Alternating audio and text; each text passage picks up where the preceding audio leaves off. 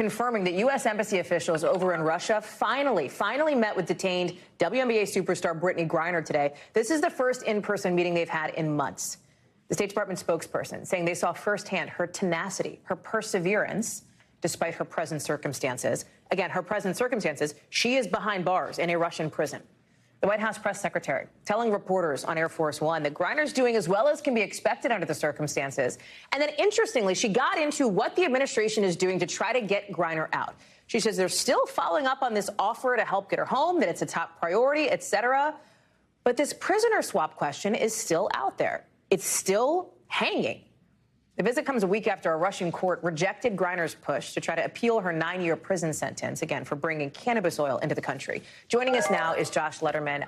This was not a you're getting out visit from a U.S. diplomat. This was like a check-in visit.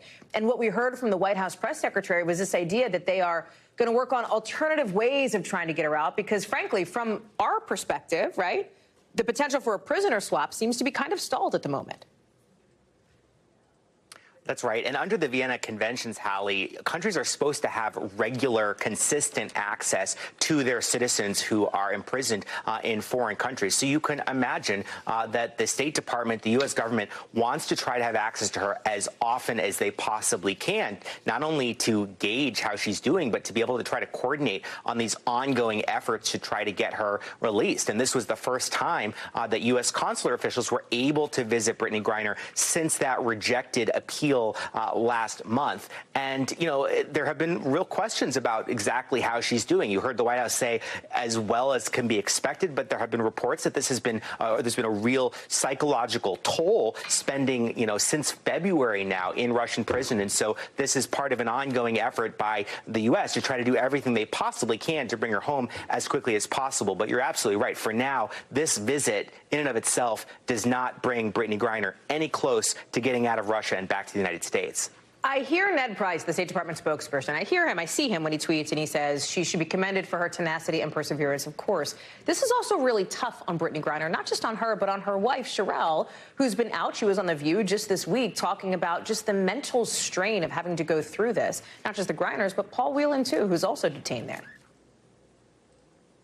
That's absolutely right. And it also comes as there seems to be diminishing hope for a quick return for Brittney Griner to the United States, which obviously is going to only create even more pain and torment for her and for her wife and her other family members. You know, if you rewind a few months ago to when this was first starting to work its way through Russia's judicial system, the thinking was that once she's actually been convicted, once a sentence has been handed down, then it's sort of the judicial part is over, and there's an opportunity for politics to enter and for there to be negotiations to try to get her free as part of some prisoner swap. And the U.S. thought they were a large part of the way there when the United States made an offer to trade her for Victor Bout, a convicted Russian arms dealer who is incarcerated in the United States. But by all indications, there's been no movement from the Russians, not even a response formally from the Russians to that proposal. And that has really left the United States looking to see what other possibilities they may have to try to get her free, with the U.S. government saying today they're looking at all possible options. We don't know if that means a different type of trade. Maybe there would be additional Russians they would release in exchange for both Brittney Griner and American Paul Whelan, who is also held there. He is also another priority for the United States as they try to bring these detained Americans home, Hallie. Thanks for watching our YouTube channel. Follow today's top stories and breaking news by downloading the NBC News app.